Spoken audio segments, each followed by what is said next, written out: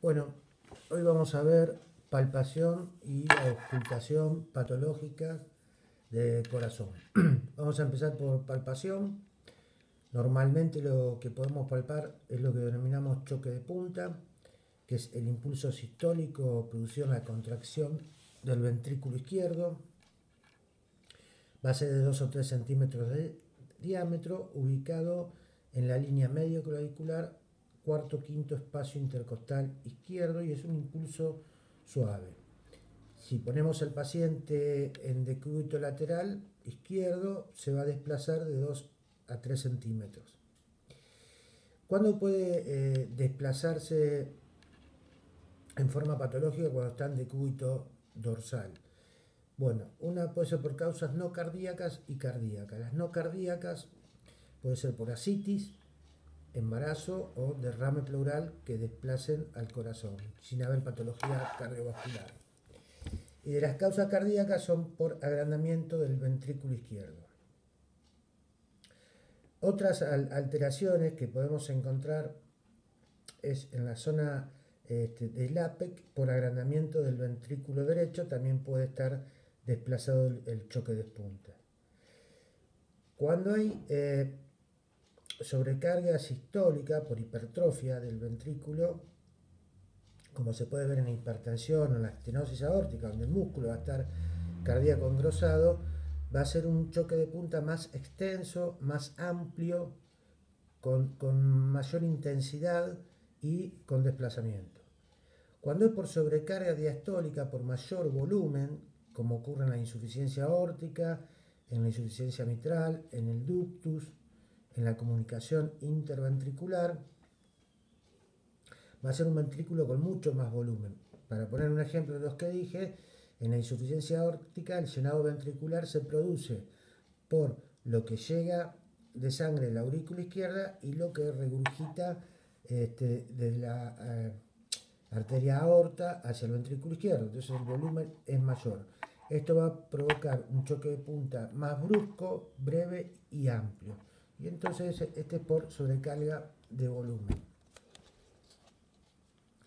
Lo otro que podemos palpar son otros tipos de latidos, como el diagonal, que también es por aumento del ventrículo izquierdo, donde es como que sigue el eje del corazón, se deprime en la base y aumenta en la punta del corazón.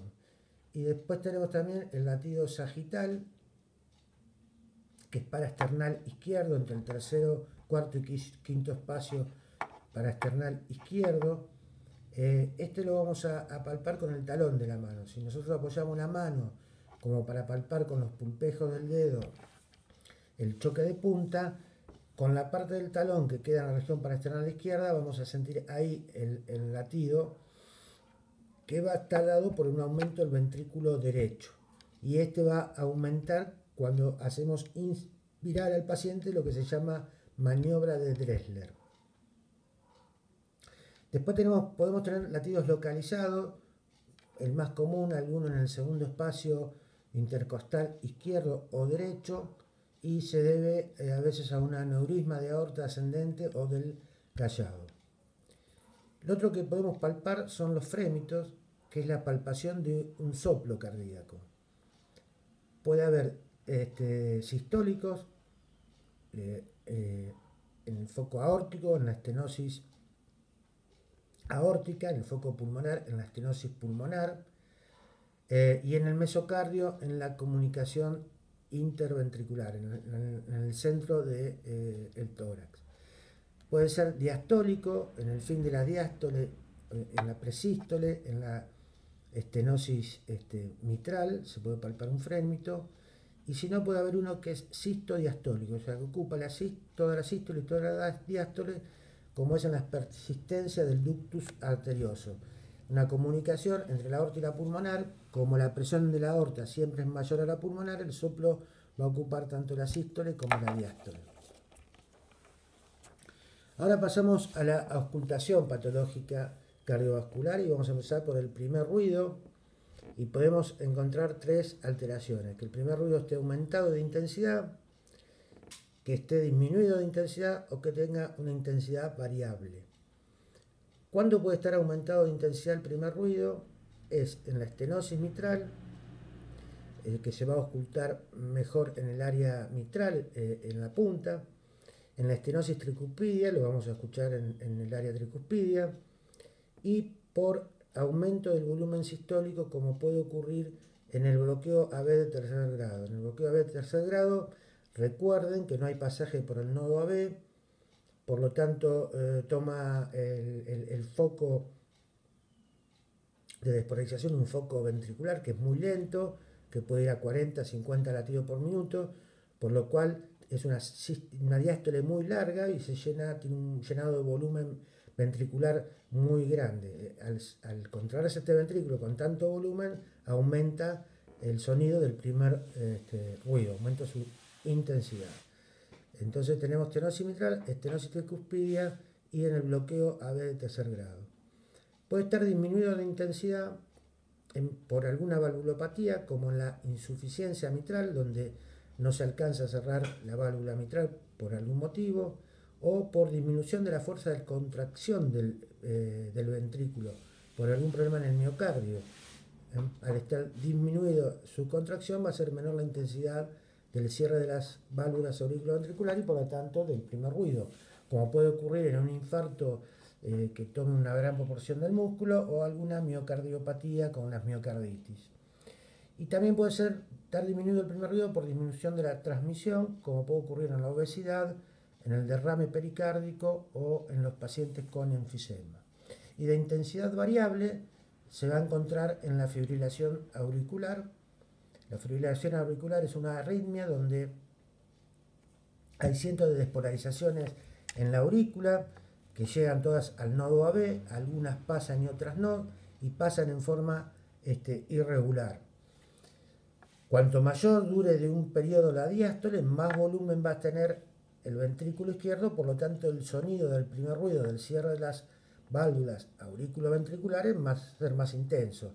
Si la diástole es muy cortita, el volumen sistólico del ventrículo izquierdo va a ser menor, por lo tanto el sonido que produce el cierre de las válvulas dando el primer ruido va a ser de menor intensidad. Por eso decimos que en la fibrilación auricular el primer ruido es de intensidad variable, varía sonido a sonido.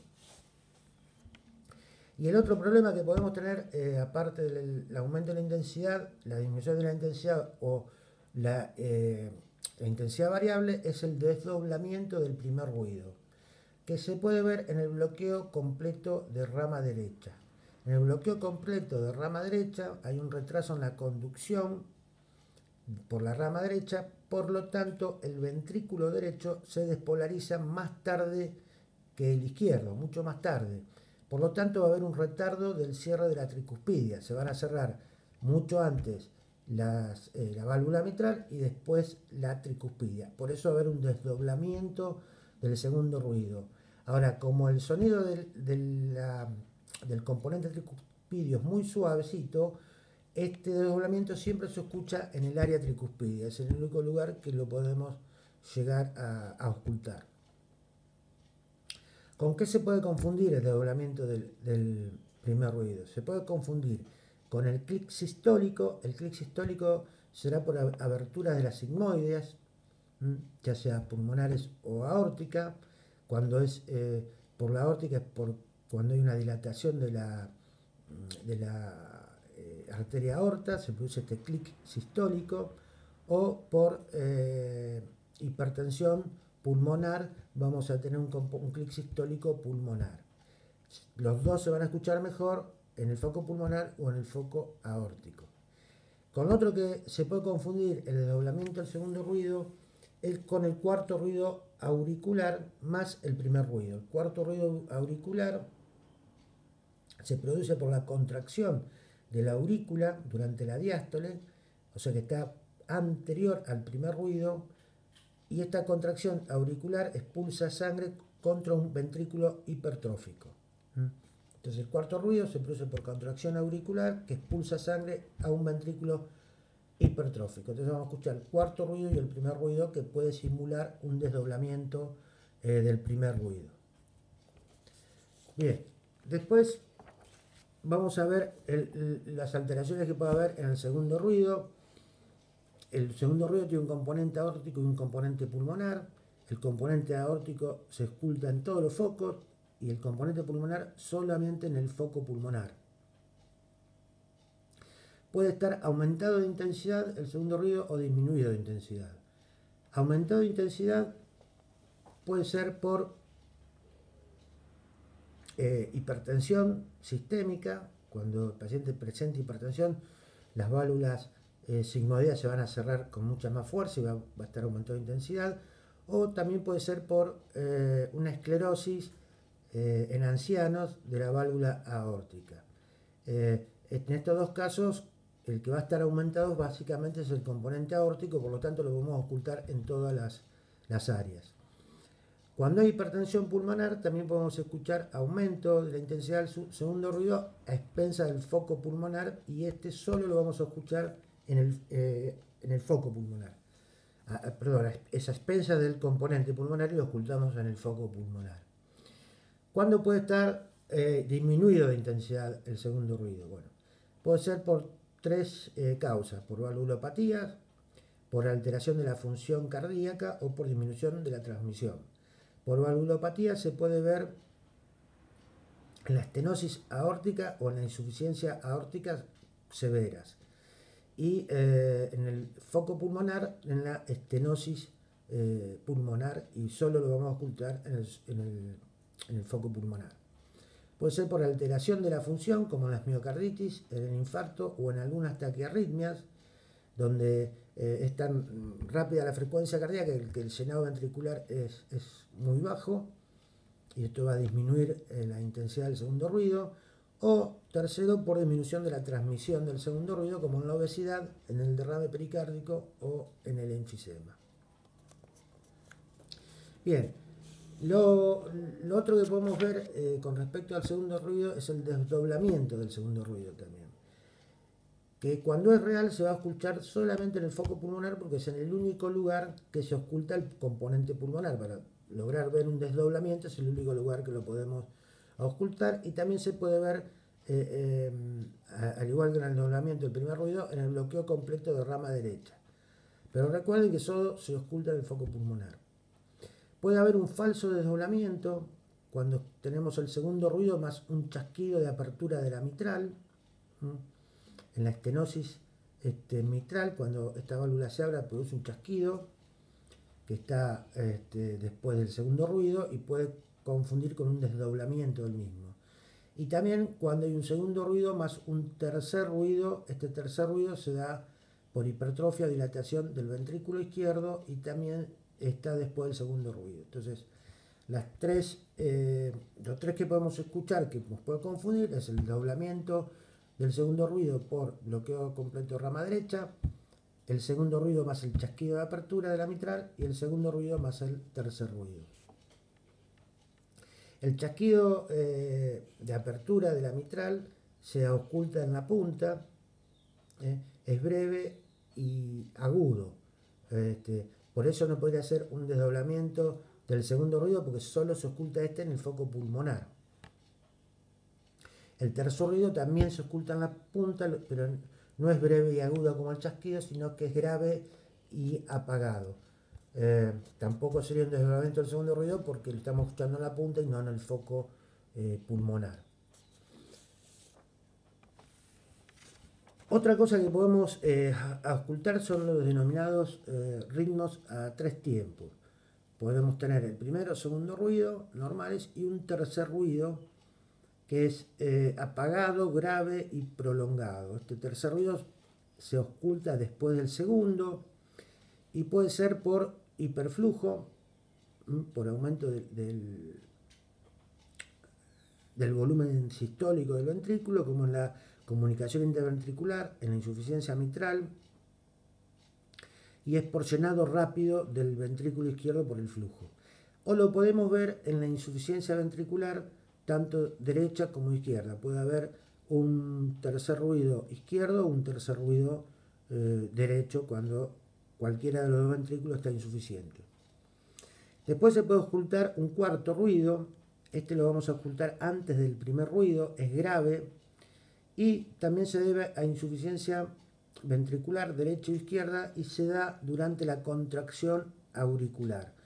O sea, el flujo de sangre que va de la aurícula al ventrículo durante la contracción de la aurícula, al llegar a un ventrículo insuficiente, produce ese cuarto ruido. Este cuarto ruido, recuerden, nunca se va a ocultar si el paciente tiene una fibrilación auricular, porque en la fibrilación auricular, donde hay múltiples estímulos en la aurícula, esta nunca se llega a despolarizar, por lo tanto nunca se llega a contraer, por lo tanto no puede haber un cuarto ruido en la fibrilación auricular.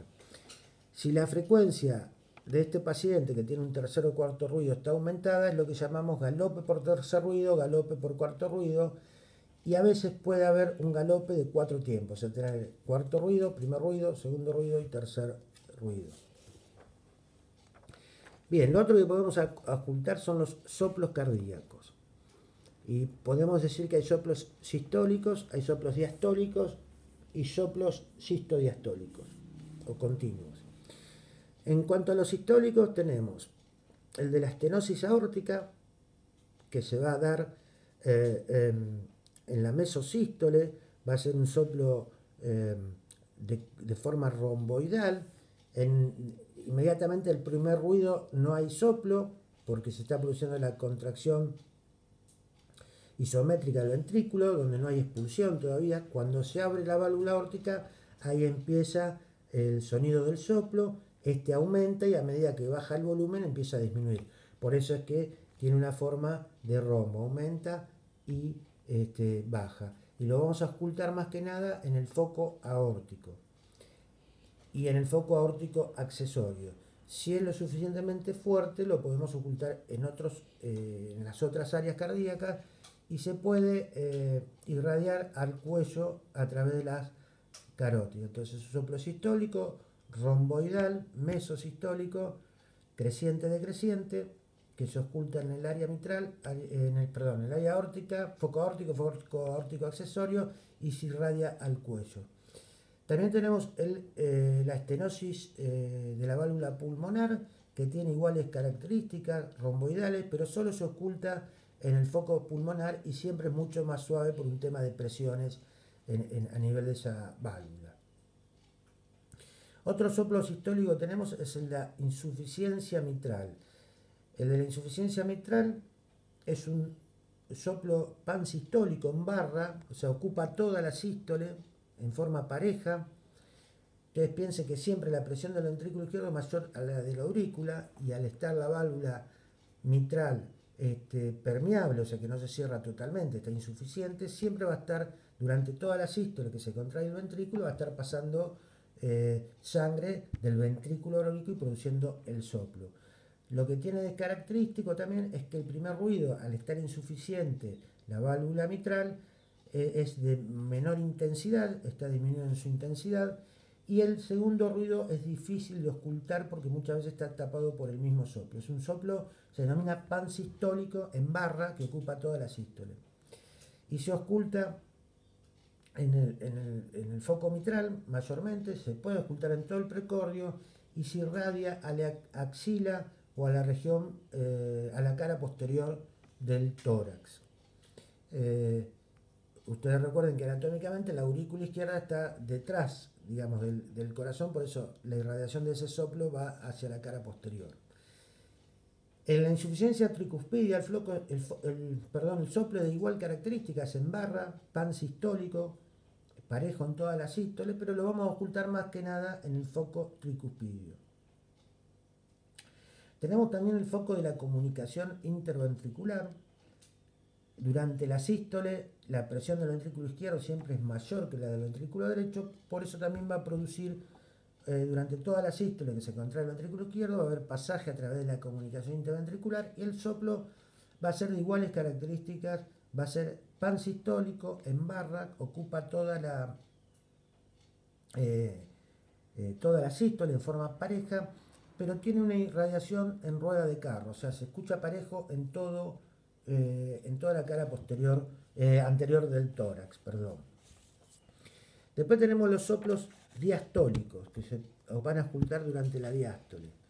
Uno es el de la insuficiencia aórtica, o sea, cuando las válvulas aórticas no cierran totalmente, se va a producir inmediatamente después del segundo ruido, pegado al segundo ruido, y va a ser decreciente. O sea, la mayor intensidad está pegado al segundo ruido y va a decrecer a medida que la presión en la arteria aorta va disminuyendo, va a ser menor el pasaje de sangre de la arteria aorta hacia el ventrículo izquierdo, por lo tanto se va decreciendo desde el segundo ruido hacia adelante. Y se va a ocultar más que nada en el foco aórtico y aórtico accesorio. El de la insuficiencia pulmonar tiene la misma característica, está pegado al segundo ruido y es decreciente, pero es muy suave y se va a escuchar en el foco pulmonar.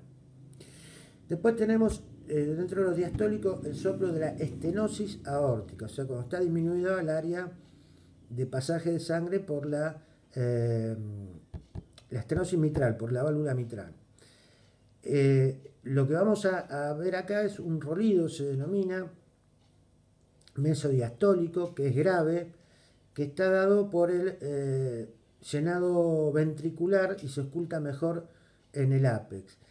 Precedido a este rolido diastólico vamos a tener el chasquido de apertura que hoy hablábamos. O sea, vamos a escuchar el segundo ruido, un espacio, el chasquido de apertura, seguido el chasquido de apertura, el rolido